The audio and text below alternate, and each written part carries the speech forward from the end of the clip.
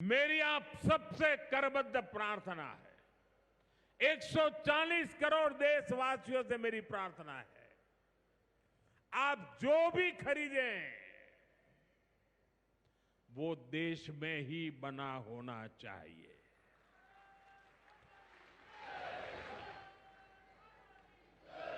आप जो भी खरीदें उसमें पसीना किसी न किसी हिंदुस्तानी का होना चाहिए।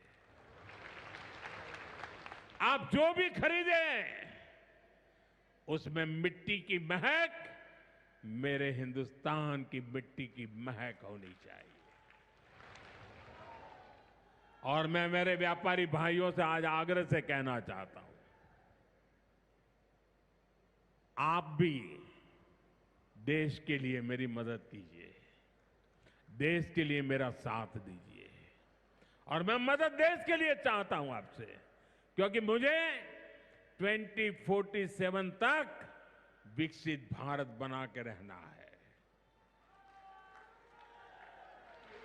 और उसका रास्ता आत्मनिर्भर भारत से जाता है। और इसलिए मेरे सारे छोटे मोटे सभी व्यापारी भाई बहन, आप जो भी बेचें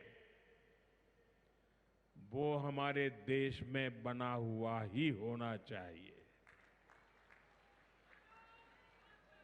महात्मा गांधी ने स्वदेशी को आजादी का माध्यम बनाया था। अब हमें स्वदेशी को विकसित भारत की नींव बनाना है।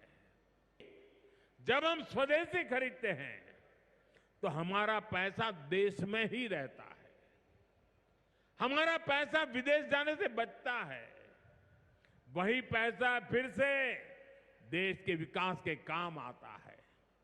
उस पैसे से सड़कें बनती हैं, गांव के स्कूल बनते हैं, गरीब विधवा माताओं को मदद मिलती है, प्राथमिक चिकित्सालय बनते हैं।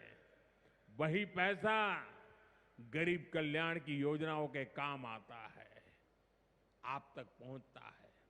मेरे मध्यम वर्ग के भाई बहनों के जो सपने हैं, मेरे मध्यम वर्गीय नौजवानों के जो सपने हैं, उन सपनों को पूरा करने के लिए तो बहुत धन की जरूरत है।